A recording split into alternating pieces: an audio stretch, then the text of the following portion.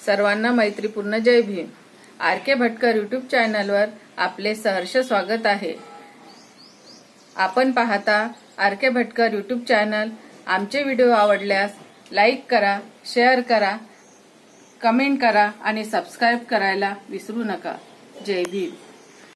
आणि ते व्यक्त करण्यासाठी येत आहे आदरणीय चोरपगार सर, भारतीय बौद्ध महासभेचे राज्य संघटक चोरपगार सर। मला घेतली आहे।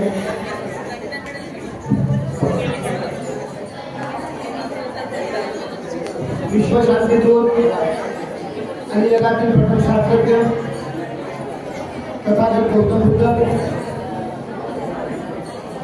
आपले नव्हे या देशाचे उद्धार करतो। आधुनिक भारताचे शिल्पकार, भारतीय राज्यघटनेचे शिल्पकार, महामानव बोधिसत्व डॉक्टर बाबासाहेब आंबेडकर यांच्या विचारांना वंदन करतो। कृपया शांत रहा, काही वेळ शांत रहा। जे ज्यांना ऐकायला येतं म्हणजे जे बहिरे नाही त्यांनी किमान शांत राहा।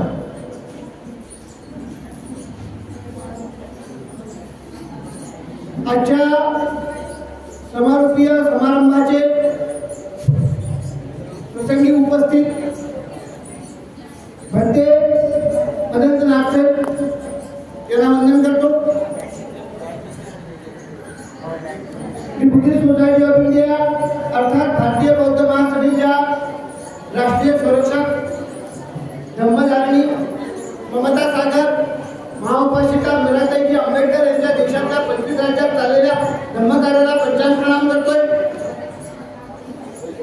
मी बुद्धिस्ट सोसायटी ऑफ इंडियाचे राष्ट्रीय सल्लागार तथा बहुजनांचे नेते सदैव बाळासाहेब आंबेडकर, त्याचबरोबर मी बुद्धिस्ट सोसायटी ऑफ इंडियाचे राष्ट्रीय कार्याध्यक्ष, ट्रस्टी आणि राष्ट्रीय समता समितीचे अध्यक्ष आदरणीय डॉक्टर भीमराव यशवंतराव आंबेडकर साहेब यांच्या देशातील धम्मकार्याला सविनय जय भीम करतो। आज या ठिकाणी या समारंभाचे समारंभीय कार्यक्रमाचे अध्यक्ष आणि अमरावती जिल्हा पूर्वचे अध्यक्ष प्राध्यापक प्रकाश बोरकर सर, ज्यांनी अतिशय चांगलं गीतही म्हटलं आणि योग्य मार्गदर्शन केलं। 10 दिवसपर्यंत त्या सतत मार्गदर्शन करत राहिल्या। ती गेली अनेक वर्ष महाराष्ट्रात आणि महाराष्ट्राबाहेर मार्गदर्शन करत असतात। त्या आदरणीय कविताई मेश्राम, राज्य संघटिका भारतीय बौद्ध महासभा महिला शाखा महाराष्ट्र राज्य, अमरावती पूर्वचे सरचिटणीस गणपतराव पिडके, अमरावती पूर्वचे कोषाध्यक्ष प्रमोदराव भालेराव, महाजय घांडे, संगीताताई बागडे, शांतारामजी गेडा, जिल्ह्यातील अनेक पदाधिकारी या ठिकाणी उपस्थित आहेत। याची मला जाणीव आहे। सर्व जिल्ह्याचे पदाधिकारी, महानगराचे पदाधिकारी, केंद्रीय शिक्षिका मोसमीताई नंदागवळी आणि उपस्थित सर्व बंधू भगिनी आणि मित्रांनो, मला माहिती आहे की आपण 12 वाजता या ठिकाणी आलेला। आणखी काही वेळ तुम्हाला थांबायचं आहे आणि उत्सव म्हणून तुम्ही आले नाही ही गोष्ट लक्षात घ्या पाहिजे। तुम्हाला काही घेऊन जायचं आहे निर्माण करण्यासाठी म्हणून 6 दिवसाचं शिबिर होतं। कर्मणीचं सफायला नव्हतं ते, आम्ही सगळे म्हणत असतो खातो तो घास आणि घेतो तो श्वास, केवळ बाबासाहेब आंबेडकरांचा आणि बाबासाहेब आंबेडकरांचा असं आम्ही म्हणत असतो, ऐकत असतो, सांगत असतो। बाबासाहेब आंबेडकरांचा जर घास असेल तर बाबासाहेब आंबेडकरांनी ज्या दिशा आणि निर्देश आम्हाला दिले त्या दिशा आणि निर्देशाप्रमाणे आम्ही चालतो का याचा विचार करण्याची गरज आहे। या ठिकाणी रमाई मांडण्यात आली, संवेदनशील झालो आपण सगळे, अतिशय हृदयस्पर्शी रमाई मांडण्यात आली, रमाईचा त्याग करण्यात आला।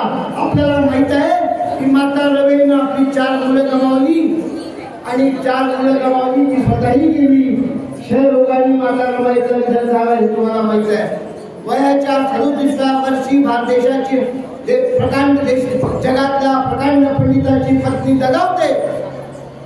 याच्या संवेदना आपल्याला असणं गरजेचं आहे. त्या संवेदना जागून ठेवायच्या असतील आणि पुढचा काळ पुन्हा आपल्या पिढीला चांगला निर्माण करायचा असेल तर तुम्हाला धम्म कार्यातून एक संघ निर्माण करावा लागेल. तो निर्माण करण्यासाठी आपण एकत्रित आलेलो आहे. लक्षात घ्या. पहिल्यांदा बाबासाहेब आंबेडकरांनी आपल्या पूर्वजांना 14 ऑक्टोबर 1956 ला धम्मदीक्षा दिली आणि आपण बुद्ध झालो. आधी आपण बुद्ध नव्हतो, दुसऱ्या धर्मात होतो, हिंदू धर्मात होतो. बाबासाहेब देखील हिंदू म्हणून जन्मले, परंतु बाबासाहेबांनी प्रतिज्ञा केली होती 13 ऑक्टोबर 1935 ला नाशिकच्या येवला या ठिकाणी त्यांनी सांगितलं की मी हिंदू म्हणून जन्मलो, हे माझ्या हातात जन्मलो, हे माझ्या हातात नव्हतं, परंतु मी कदापि हिंदू म्हणून मरणार नाही. आणि 21 वर्षानंतर तब्बल अनेक देशातल्या अनेक विविध धर्माचा अभ्यास केल्यानंतर समतावादी बुद्ध तत्वज्ञान बाबासाहेब आंबेडकरांनी स्वीकारलं आणि तुम्हाला सर्वांना दिलेला आहे. लक्षात घ्या. माणूस म्हणून जगण्याचा एकमेव मार्ग कोणता असेल तर बौद्ध तत्वज्ञान आहे. तो आत्मसात करणं, तो वाढवणं, लोकांपर्यंत पोहोचवणं ही नैतिक जबाबदारी बाबासाहेब आंबेडकरांनी तुमच्यावर माझ्यावर ठेवली. आता पुन्हा बाबासाहेबांनी म्हणून पूर्ववर्तांनी सांगितलं. आता बाबासाहेबांचं उर्वरित कार्य करण्याची संधी आपल्याला आहे.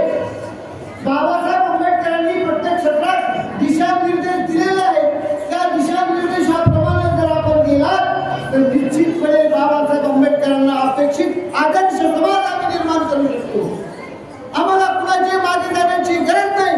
बाबासाहेब आंबेडकर या देशाचे प्रकांड पंडित होते, महान विद्वान होते, मार्गदर्शक होते. त्यांचे अनुयायी आपण. मग अनुयायी देखील या देशाचे, या समाजाचे मार्गदर्शक होणे अपेक्षित आहे. आणि त्यासाठी अशा प्रकारच्या धम्म शिबिरांची गरज निर्माण झालेली आहे. आणि म्हणून मीराबाई आंबेडकर, भीमराव आंबेडकर, बाळासाहेब आंबेडकर यांनी भारतीय बौद्ध महासभेच्या माध्यमातून 24 प्रकारची शिबिरं राबवण्याचं कामकाज चालू आहे. किती प्रकारची शिबिरं? संस्कार शिबिरं 24. त्यातलं एक शिबिर इथे 8 गावात झालेलं, 8 ठिकाणी झालेलं आहे. तुम्ही बघितलं आम्ही आपण कशा आहोत. आधी किती वर्षाचे बुद्ध आहोत? 68 वर्षाचे बुद्ध. आम्ही 68 वर्षापूर्वी आम्ही धम्म स्वीकारला. पण एवढी साहेब राष्ट्रीय सचिव सांगतात आम्ही कधी बुद्ध. आम्ही कधी बुद्ध असतो? बाबासाहेब आंबेडकरांच्या जयंतीला बुद्ध असतो. बाबासाहेब आंबेडकरांच्या महापरिनिर्वाण दिनी आम्ही बुद्ध असतो. बुद्ध जयंतीला आम्ही बुद्ध असतो. धम्मचक्र प्रवर्तन दिनाला आम्ही बुद्ध असतो. आमच्या मुला मुलीचं लग्न जुळत नाही तेव्हा आम्ही बुद्ध असतो. इतर वेळेला आम्ही बेधुंद आणि बेशुद्ध असतो. आणि म्हणून अशी अवकळा आपल्याला तुम्हाला पाहायला दिसते. ती बदल करायची असेल तर आता तुम्हाला बाबासाहेब तुम्हाला मला दिलेला, बाबासाहेब आंबेडकरांनी दिलेला एक मंत्र म्हणजे भारतीय बौद्ध महासभा. भारतीय बौद्ध महासभेनं आम्हाला बौद्ध बनवलं. हे माहिती आहे का तुम्हाला? अनेकांना माहिती. तुम्हाला हे माहित असलं पाहिजे की तुम्ही बौद्ध केव्हा झाला. काही तुम्हाला बोलायचं असेल तर माईकवर या. काही तुम्हाला बोलायचं असेल तर माईकवर या. माईकवरून बोला त्यांच्याशी. माईक उपलब्ध आहे इथे. तुम्ही बौद्ध केव्हा झाला? 14 ऑक्टोबर 1956 ला झाला. तुम्ही बौद्ध कुठे झाला? पवित्र दीक्षाभूमी नागपूरला झाला. पण तुम्ही बौद्ध कोणत्या बॅनर खाली झाला हे अनेकांना माहित नाही. लक्षात घ्या. तुम्हाला जर आज कुणी महान म्हटलं तर आवडतं का? काही तुम्ही बोलत होता तुम्हाला आवडतं का महान म्हटलं तर? मला तर आवडत नाही. माझा विश्वास आहे की तुम्हाला कुणाला आवडत नाही. नुसतं आवडतच नाही तर तुम्हाला किंवा मला कुणी महान म्हटलं तर तुमच्या आणि माझ्या पायाची आग मस्तकात जाते आणि आपली जी थप्पड आहे त्याच्यात थोबडत दिल्याशिवाय राहत नाही. एवढा स्वाभिमान जाणून कुणी झाला असेल तर भारतीय बौद्ध महासभेने आम्हाला बुद्ध बनवलं. भारतीय बौद्ध महासभेने आम्हाला बौद्ध बनवलं आणि स्वाभिमानी म्हणून आम्ही जगायला लागलो. बौद्ध बनून घेताना तुमची माझी पालक टाईट होत असते आणि ही एवढी टाईट पालक करून जे आम्ही राहतो त्याचं कारण काय असेल तर ती भारतीय बौद्ध महासभा आहे, लक्षात घ्या. हे तुम्हाला कोणी सांगितलंच नाही. हे लक्षात घेतलं पाहिजे तुम्ही की हे भारतीय बौद्ध महासभेच्या बॅनर खाली आम्ही बुद्धिस्ट झालो आणि म्हणून आज कुणी आम्हाला अपमानास्पद बोलू शकत नाही, आमचा स्वाभिमान दुखवू शकत नाही, आम्हाला अपमानित करू शकत नाही. याचं कारण भारतीय बौद्ध महासभा आहे. ती भारतीय बौद्ध महासभा गावागावात नेणारा हा खरा प्रश्न आहे. प्रत्येक गावात भारतीय बौद्ध महासभा असली पाहिजे. प्रत्येक घरात सैनिक असला पाहिजे. प्रत्येक गावात समता सैनिक दल असलं पाहिजे. जर हे सगळ्या गावात भारतीय बौद्ध महासभा आणि समता सैनिक दल निर्माण झालं तर तुमचा माझा सर्वांचा विकास झाल्याशिवाय राहणार नाही. कुणीही तुम्हाला मला वाढवू शकणार नाही.